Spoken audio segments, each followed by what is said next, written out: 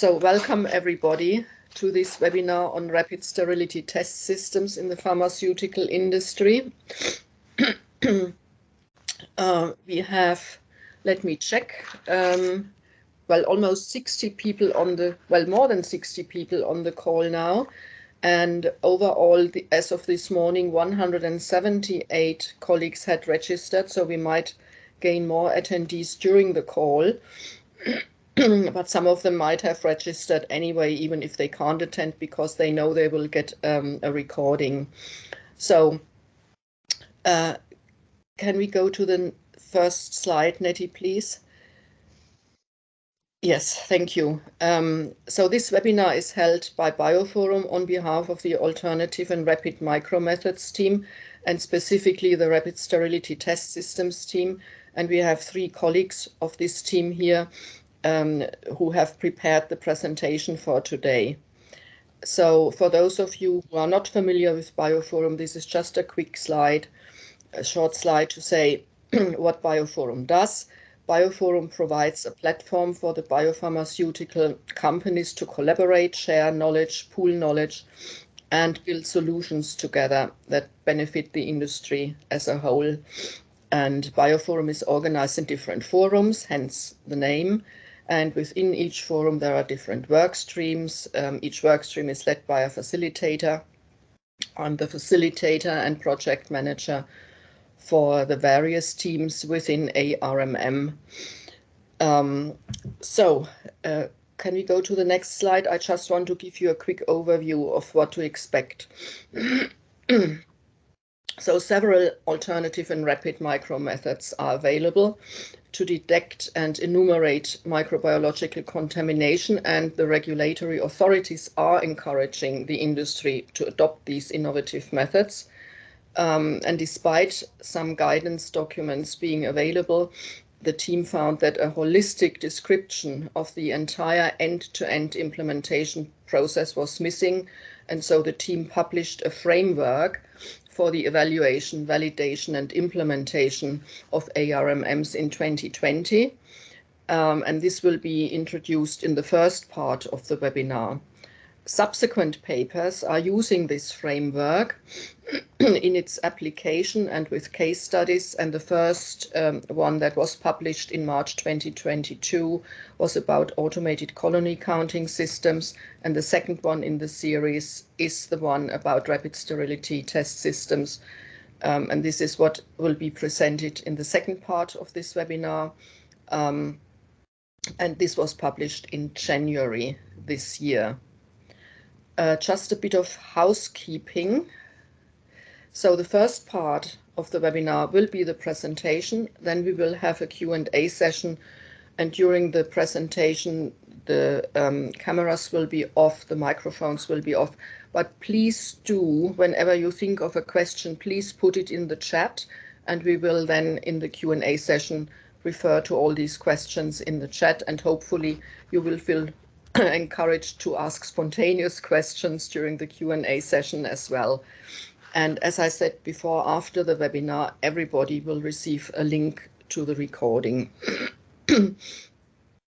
Next slide, please. We have 3 speakers. I will not take up more time, but when you get the recording, you can read the slides. Can you show the slide, please, Nettie? So we've got Sven Deutschmann from Roche, Marja Claassen from MSD, and Jonas Berg from Roche, and each of them will take a part in the presentation. So, and without further ado, over to our first speaker, Sven. Thank you. Okay, Margit. Yeah, thanks a lot for the excellent introduction. And colleagues, it's really a pleasure to have so much colleagues here in the audience. It seems this is a topic of high interest. Nettie, could you please move to the next slide? Yeah, as Margit already explained, what we like to present today is some of the accomplishments of a more or less 5 years journey. We started in 2017 or 18 with the first ideas, and the first outcome was in summer 2020, the framework document. Framework document means we designed the 9-step approach, and internally we call it also 9-step approach for the scouting, evaluation, validation, implementation of alternative methods. For those of you who are interested in the overarching framework document, here you can see the hyperlink, and you can download it from the BioPhorum's homepage. Next slide, please, Nettie. Yeah, as I already explained, this is a 9-step approach. As you can see here, the general approach with step 1, identify operational or business needs until final regulatory filing activities as step 9. And in the next 9 slides, I like to guide you at a high level through these 9 steps. More information and detailed information about on how to use this 9-step approach for alternative sterility tests will be provided by Marja and by Jonas in the second and third part of the presentation. Next slide, please, Nettie. Yeah, as this Margaret already explained, we generated 2 application paper. One where we applied this 9-step approach for automated colony counters. For those of you who are interested in this topic, please screen the PDA Journal for Pharmaceutical Science and Technology, published in last year. And in January this year, the second application note, the 9-step approach for alternative or rapid sterility test systems, was published in the PDA Journal as well. Next slide, please. Yeah, let's start with the 9 steps. The next 9 slides are more or less from the setup design are identical. What you can see here is in the upper row, the step 1 through 9. Then a high-level description of the content, what should be covered in the 9 steps. And below in the light gray area, there are many detailed or additional information provided. I don't like to go through every little detail. Please read through the documents after the meeting. And as I mentioned, more details will be provided by Marja and Jonas in part 2 and 3 of our presentation. But let's start with the first step. Of course, whenever you start your journey, you must identify any operational or a business need. And this is really a high-level description what you are looking for. For example, your goal is to reduce the analytical lead time, either for a specific topic, in this case here for alternative sterility tests, or you have an overarching vision, for example, real-time release, and then you have to go through several exercises. You have to identify the limiting step. You must work on this step, following by the second step, and so on and so on. But this is really the starting point, high-level description, what you are looking for. Next slide, please. And then you must define your application. Yeah, no big surprise. In the microbiology arena, we distinguish 3 different types of assays: qualitative assay, quantitative assay, and identification methods. And when we are talking about alternative sterility tests, this falls into the bucket of the qualitative assays. Of course, you must define your application area, whether you like to replace the existing assay with the alternative assay for EM testing, for IPC testing, for drug substance or drug product release, and so on and so on. So this must be described in the application. And following step 3, next slide, please. You must identify your requirements. So this is the user-specific, or are the user-specific requirements built on step 1 and 2. So this means you as a user, as a company, must define specifically what you are looking for. So in some cases, you can share user requirement specifications between different customers or different user. But I highly recommend that you prepare your own user requirement and you tailor this user requirement specific to your needs in your company.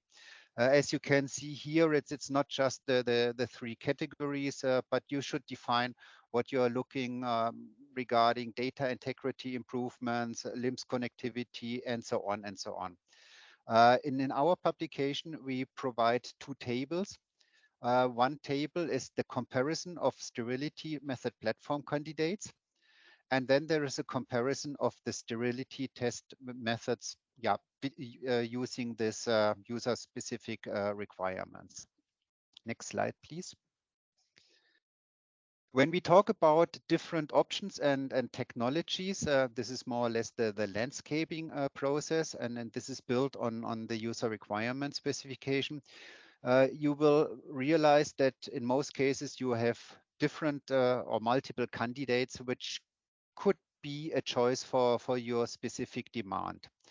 In our publication, we went through the exercise and we identified 4 different alternative sterility tests, which are more or less available on the market. And as you can see here, 3 of the assays are growth-based methods, and only 1 alternative sterility test is a direct detection method, with all the pros and cons. But you must, yeah, go through the exercise of your URS, and then you have to check which are the requirements for your company. But let's talk about the 4 different assays. The first one is the respiration-based alternative sterility test, carbon dioxide detection. Here is the description, but in the second part of the presentation, Marja will cover this in more detail, so I like to skip this description part here. And then we have 2 different variants of an ATP bioluminescence-based assay. One is based on the classical sterility testing setup.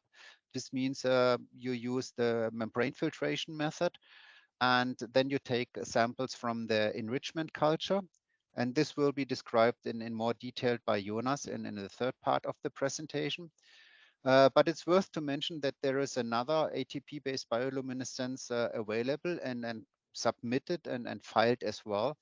And this is a method which is based on agar plates, and then you lyse the growing colonies on the membranes, and you detect the autofluorescence, ATP-based bioluminescence from these growing colonies.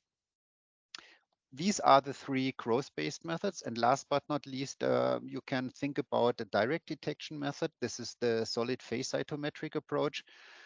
For this method, there is no need for an enrichment step. You need some kind of an activation step where you incubate your sample for 2, 3, or 4 hours, but it's not considered as a classical enrichment step. Important, we will focus in our presentation and in our paper, we mainly focus on the case study 1, respiration-based and ATP bioluminescence. Next slide, please. Very important to sell your ideas to your colleagues in your company. You must define and calculate a business case. This means you must discuss all the pros and cons of your methods, any risks which may be available. You must evaluate the costs, the capex, the operational costs. This means reagents, maintenance. Probably the reagents are a bit more costly compared to classical reagents. Then it would be good to calculate your NPV value, return on investment, payback period. There are multiple parameters you have to calculate, and your finance department will support your exercises. And last but not least, when you develop this business case, please do not forget your implementation timeline. So this means qualification of the equipment, validation of the method, filing efforts with all the risks and all the interaction with the health authorities. And this takes time. Next slide, please. Once you did all these first 5 exercises, we highly recommend to run a proof of concept study or some studies. Companies call it either proof of concept or feasibility study. The main intent of these feasibility studies is to evaluate whether your candidate, or if you have several candidates, whether these candidates are compatible with your product.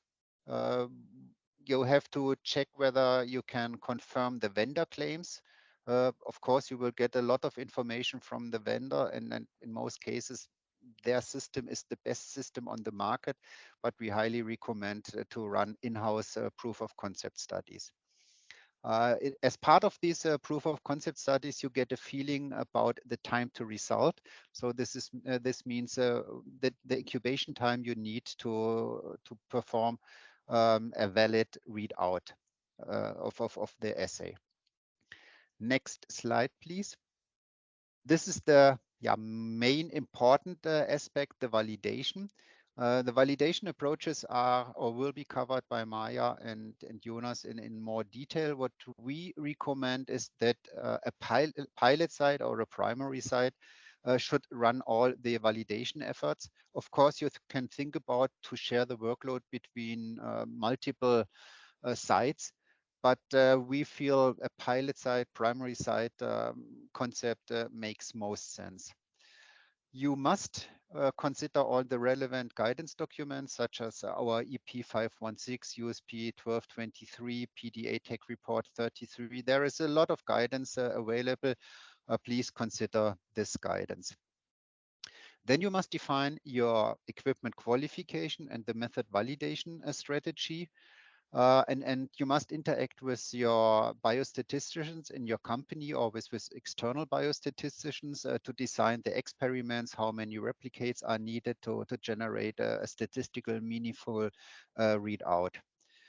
And it makes sense to approach the agencies whenever you have your experiment or the design of your experiments in your pockets, and you have to find the statistical model.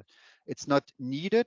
Some of the companies did it without any activities or interaction with the agencies. For example, we did all the validation experiments before we approached the health authorities. But yeah, it can be beneficial to interact with the agencies before you start the experiments. And then you need a modular concept for the method validation. First of all, you have to run a time to result study, as I already indicated.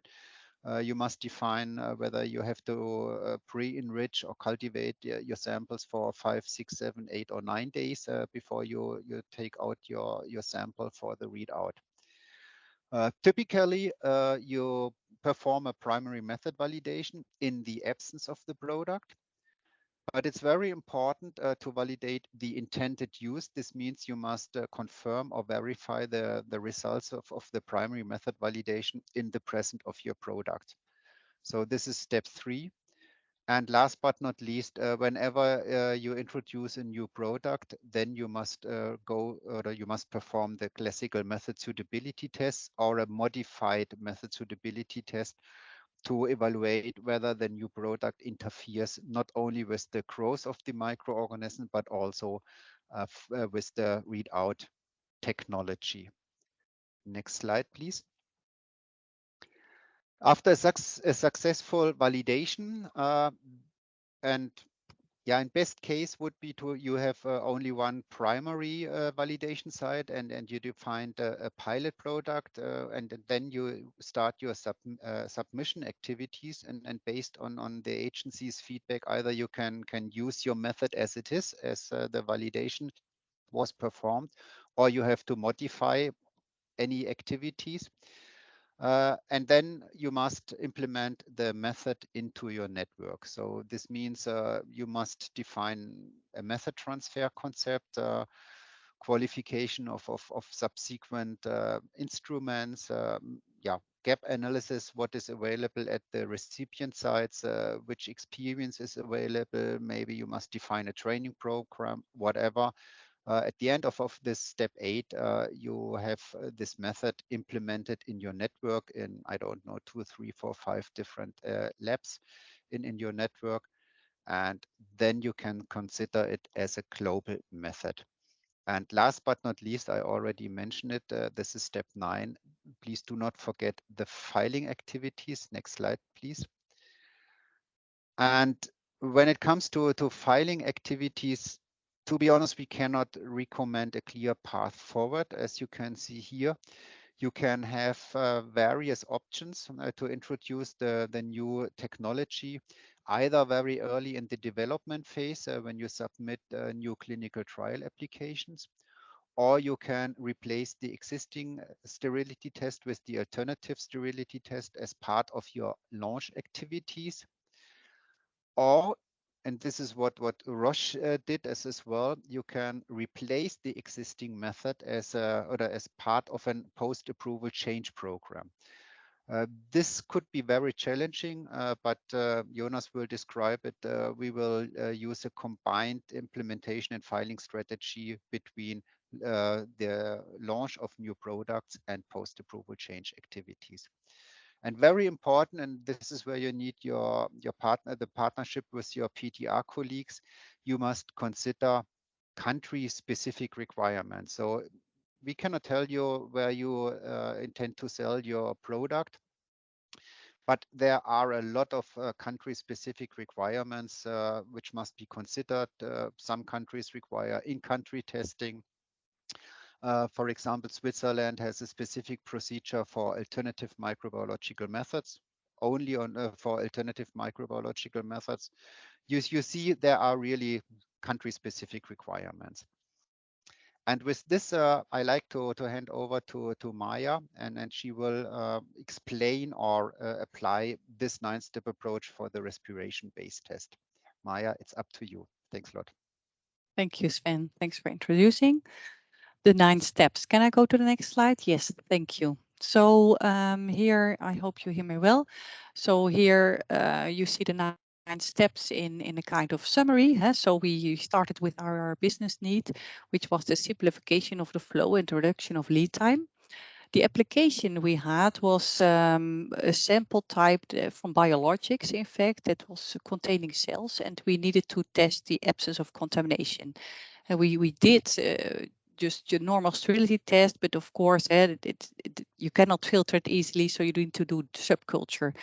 So that was the application, and the requirements were then that we needed a direct inoculation method, and we also wanted to detect the contamination next to the background of eukaryotic cells. And we wanted it to be an established and robust system. So we compared technologies, and we finally ended up with the bacterial dual T as method of choice. This is a system that is being used already for decades in the hospitals. So when you look at the business case in step 5, well, this was based on efficiency increase by preventing subculturing, and of course also the automated reading. I will explain it in the next slide. However, so we did in step 6 proof of concept studies. We did a lot of feasibility testing and also some optimization. I will explain it as well. Step 7 is the validation. We did a product independent validation and also product specific validation. And for the global deployment, we transferred our method to QC testing sites. In step 9, we did our regulatory filing. We defined the comprehensive implementation strategy, and we focused on new launch products. The advantage is that you prevent, in fact, that you need to spend a lot of costs on products that are already on the market. So you prevent a lot of regulatory costs. So first I will go into the technology background. So here you see the bacterial alert system. So it's quite a big system with 2 modules temperatures. So one at low and one at high temperature, with of course a computer with software in the middle. And you see with the incubators they have drawers where you put in the bottles. And well, how does it work? So every bottle has at the bottom has a sensor, a dye impregnated liquid emulsion sensor, and that sensor changes to another color when it comes into contact with CO2. So that is detected as a reflectivity unit, and it is plotted over time. So every 10 minutes, the bottles are checked. And the output of the system then is time to result. So in the next slide, I will go into the proof of concept studies we did.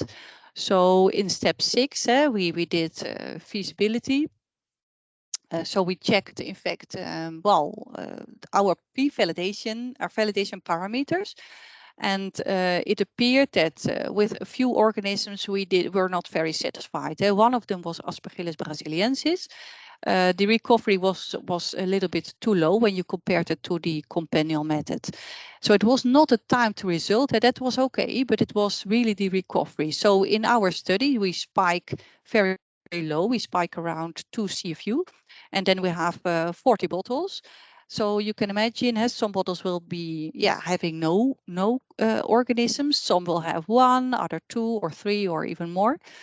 So in fact, what you see in the graphic on the right is that the compendial method, that is the black line with the black dots, and the bacterial alert system as it was before our development is this red line. And so you see it's quite a big difference in number of positive bottles. So we had to improve that, and we did some literature search, and we just did find all kind of variations, which are here in the legend. So one of them was that we realized, okay, maybe the molds don't like the shaking, and shaking is probably not the right word. It's kind of rocking of the bottle that is constantly, because it's also, I think, intended initially the system for clinical samples. So we have tried this non-shaken possibility. We also did a pre-incubation of the spiking Savaro, kind of a resuscitation step. And we improved kind of the medium with adding sucrose. So then we mixed all kind of combinations, and that is then plotted over here. And what you can, I think, easily see is that all the gray lines, which are the non-shaken conditions, then all the gray lines are nicely around the compendial method. So we were satisfied with that, and we said, okay, let's take that into account for our methods. So can I go to the next slide? So here there is another organism that was difficult to detect, and that is Cutibacterium acne, which is very important in detection. So it is a must detect for a rapid sterility test. It's an organism that grows relatively slow and is found in sterility failures. So we had to improve the time to result. So we aimed at 8 days. And it was definitely higher initially. So we used the IFN bottle, IFN Plus, which is the standard resin containing anaerobic bottle. And what we did in our study, we tested the effect also of the sample volume on time to result, and we used lyophilized standards as well as environmental strains. So I show here only the lyophilized standards, effective biobules. D to D means day to detection, so it's the same as time to results. So what you see here is that, the sample volume didn't matter. Hey? It doesn't matter whether you spike 10 mil or 1, for example. But what you can easily see is that at the IFN Plus, we have time to detections with this biobule around, let's say, 12, while this is below 6 for the INST bottle. So that was the second decision. We needed to have a third bottle. Can I go to the next slide? So here you see the setup of our method validation. So we are now in step 7. You see the bacterial alert metal with the 3 bottles, the INST for Cutibacterium acne detection, and the EVA Plus bottle with an incubation outside of the bacterial alert for 1 day. So this was enough to drive up the recovery to wanted values, and a total incubation of 8 days. And this is compared in a side-by-side comparison with the compendial sterility test. Of course, we all know this, sterility test, media like TSB and FDM, and 14 days of incubation. Can we go to the next slide?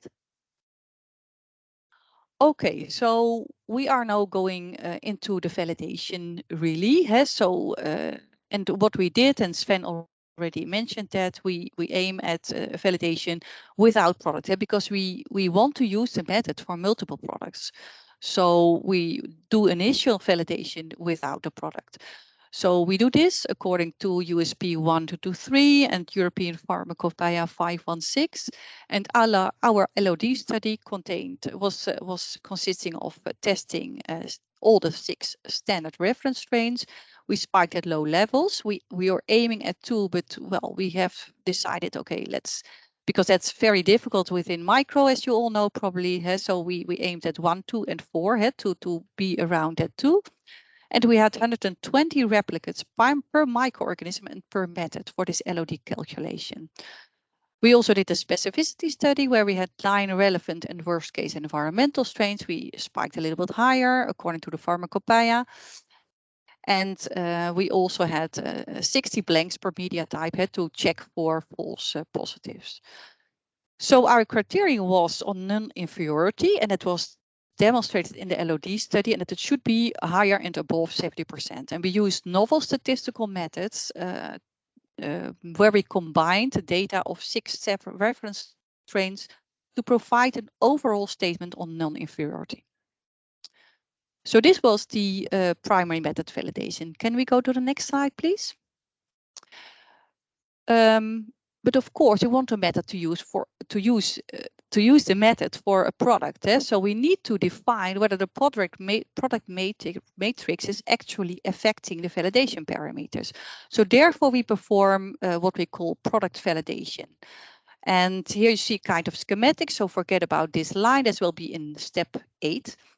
So we needed to do a product specific validation. And for that, we spiked again at very low CFU level, so around the LOD for all the 6 reference strains.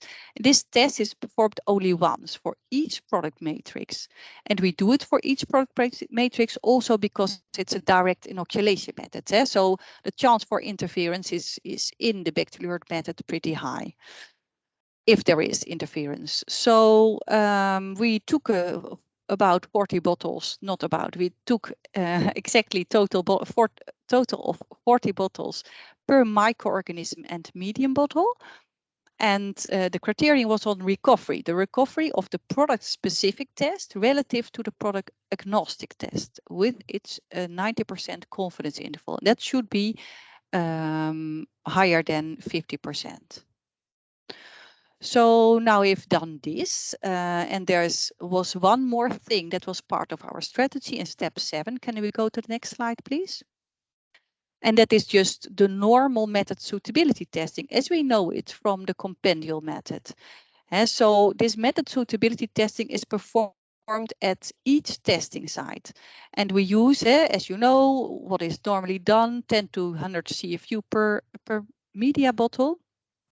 We also include environmental strains and this important one, C. acne. So the criterion we have set at time to result, and this should, with the product, it should be less than 2 times of the TTR without product. So again, it's a side-by-side comparison, but now, the with and the without product. Similar, in fact, similar to the product validation. However, this is with not at the LOD level and also with less replicates. Now we go to step 8. Can we go to the next slide? So in step 8, we want to transfer the method to a secondary site, and because within our company we would like to have the QC sites to benefit from all the work that has been performed at the primary site. In order, how can they leverage their method validation work? And for that, we designed our method transfer study, and that is a demonstration of equivalency. Both laboratories, in this case, are running the same protocol in parallel. So not necessarily parallel in time, but in a kind of same time frame.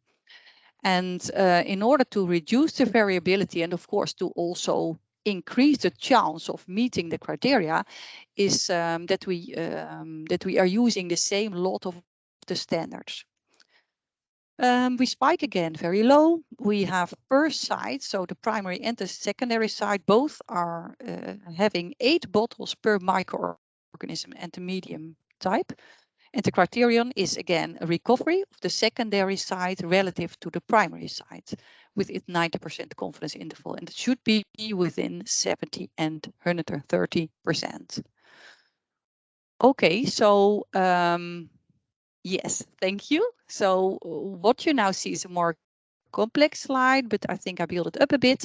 So it is complex because we are having multiple sites and multiple products. So here again, you see the upper part, the primary site is performing the method validation. The method has been transferred to site 1 and site 2.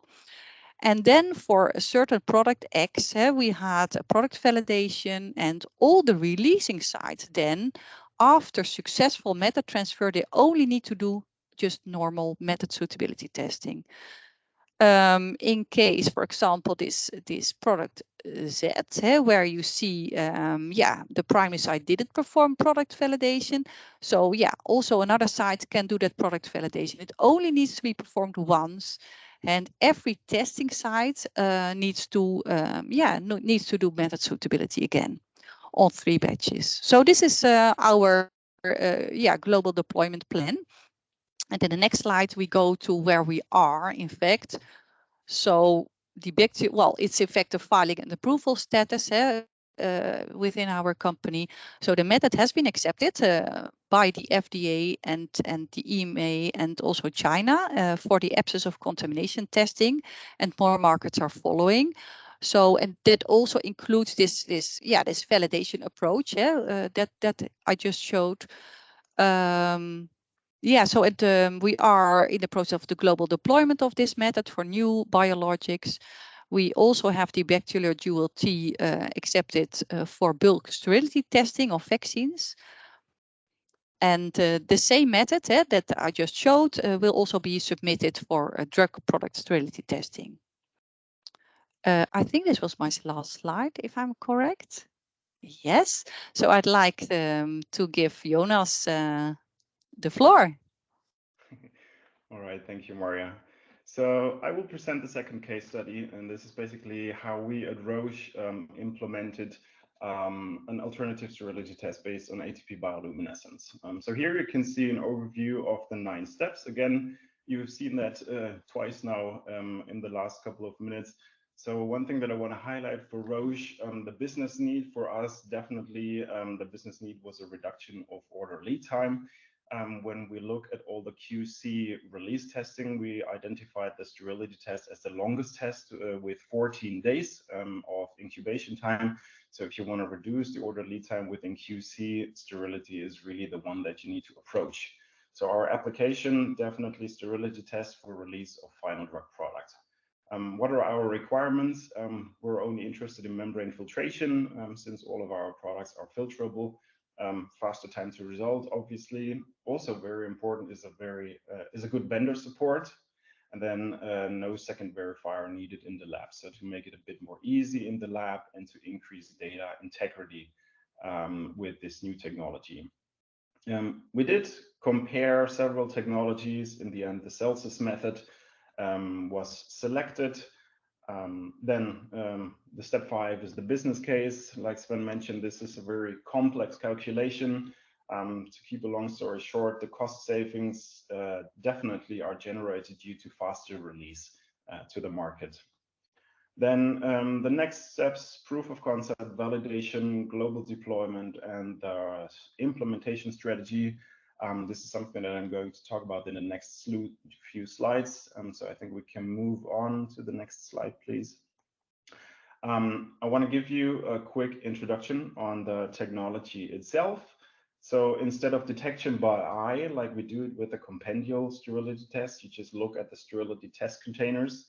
The Celsius method detects a cellular component called ATP. And ATP, as you probably know, is the universal energy carrier, which is present in every organism.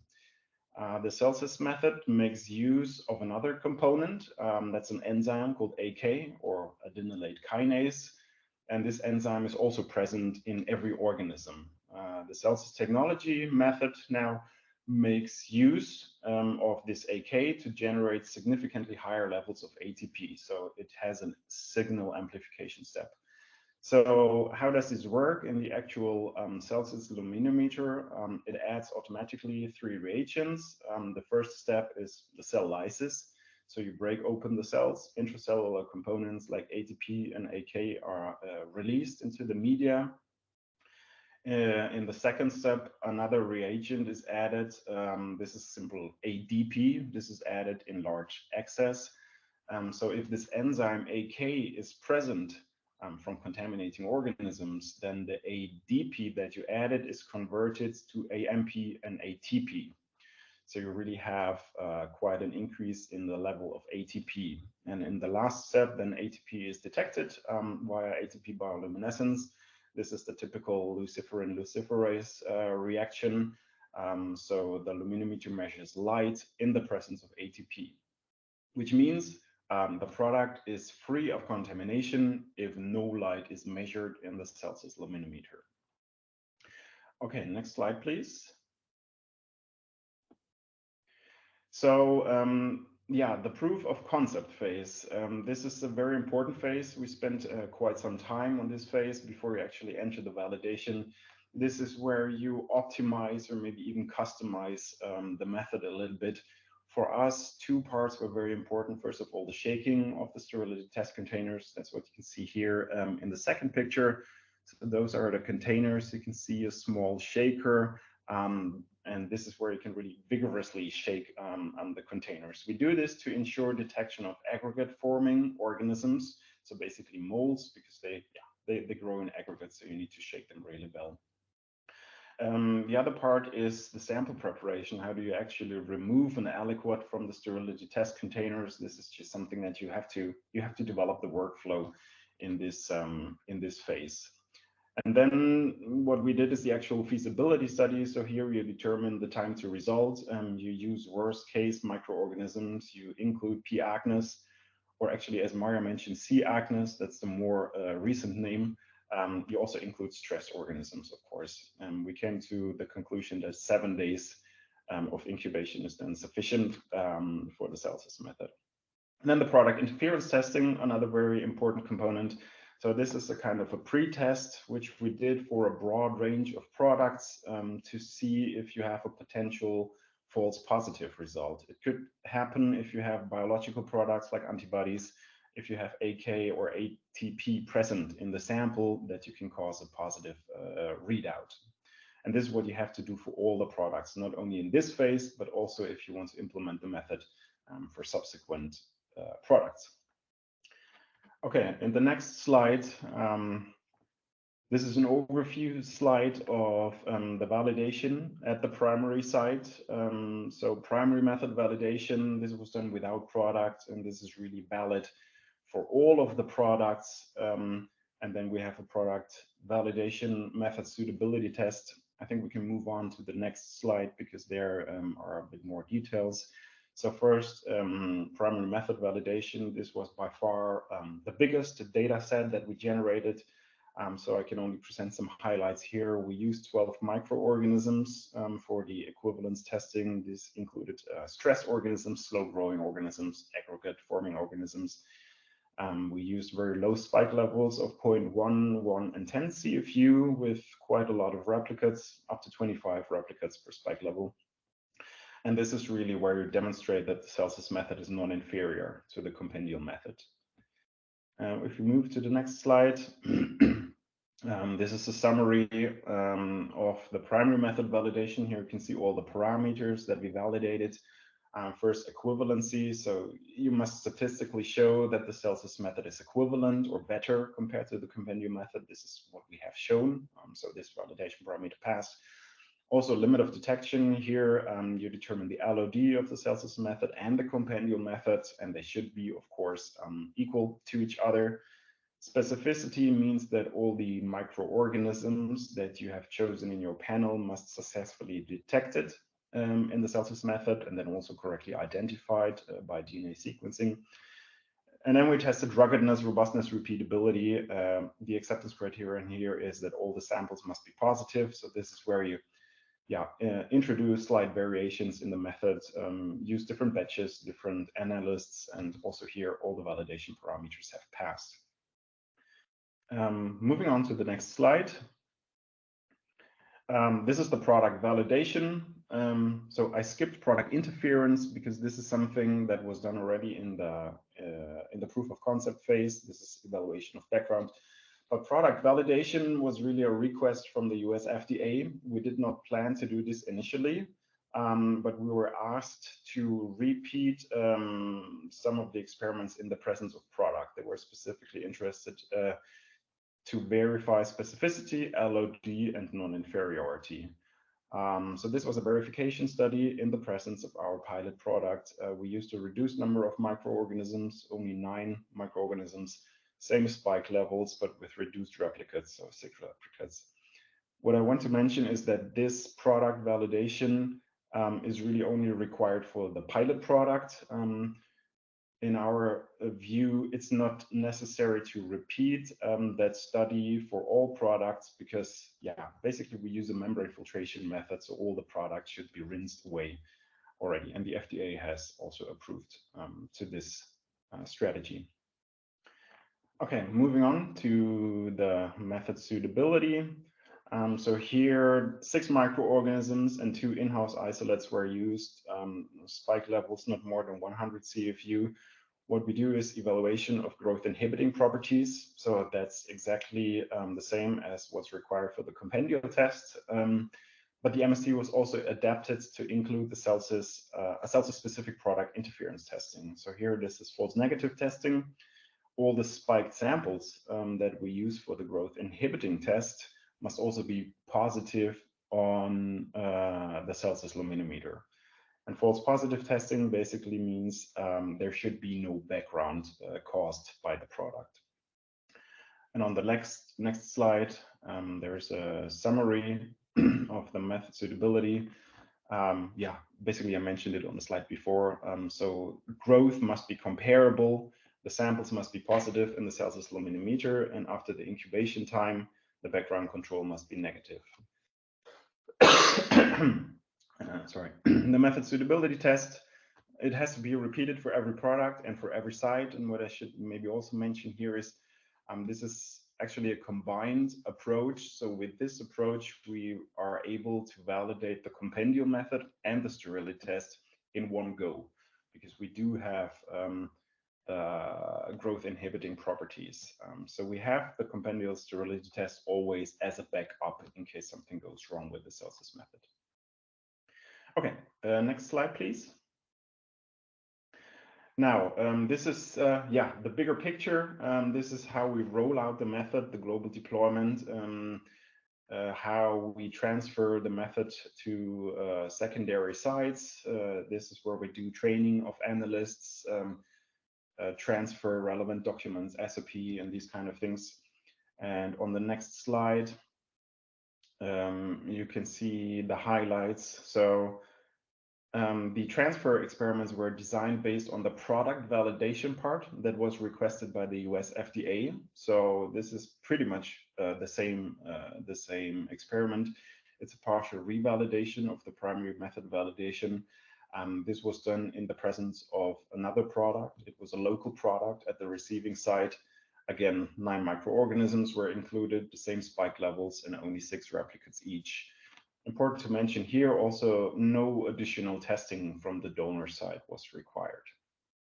And on the next slide, we see a summary. So those are the parameters that were part of the method transfer. So acceptance criterion is met when the LOD of the Celsius method is comparable to the LOD of the compendial method. Both were determined at the receiving site, but also verification of the limit of detection. So here you compare the LOD of the Celsius method, both at the receiving and at the donor site, and specificity, yeah, every organism on their panel, including the local in-house isolates, must be successfully detected with the Celsius method. And then moving on to the next slide. This is the last slide. Again, also, where are we? What's the current status? So for our pilot product, the Celsius method is approved by, well, basically all countries that we have submitted to it. I don't know the exact number, but it's more than 95%. The global deployment is completed. transfer is completed. The technology is now available at all the relevant QC testing sites in our network. And in the meantime, we have submitted the method for quite a few more products in total. Yeah, it's about 10 commercial products. So those were post-approval changes, and then 5 new launch molecules where we try to file the method from the very start. And our, I think, a bit ambitious goal is by the end of 2024, the Celsius method should be used for batch release for all of our products. Yes, Sven, I hand over to you. Yeah, Marja, Jonas, thanks a lot for providing all the details, especially the validation effort and method transfer activities. Yeah, to sum up or to wrap up today's presentation, here is the summary. I think, or we hope that we could convince you that the framework, the 9-step approach, is really a valid option and a viable procedure to evaluate, validate, and implement alternative microbiological methods. As I already mentioned, we submitted 2 publications.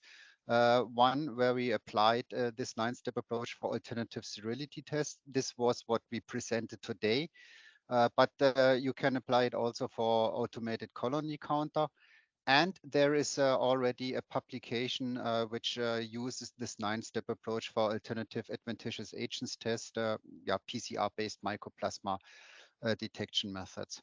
And especially the 2 showcases for a respiration-based sterility test. This means a direct inoculation method, and the membrane filtration-based ATP-bioluminescence sterility test. I think this demonstrated that this is really a viable option and a procedure to evaluate, validate, and implement alternative microbiological methods.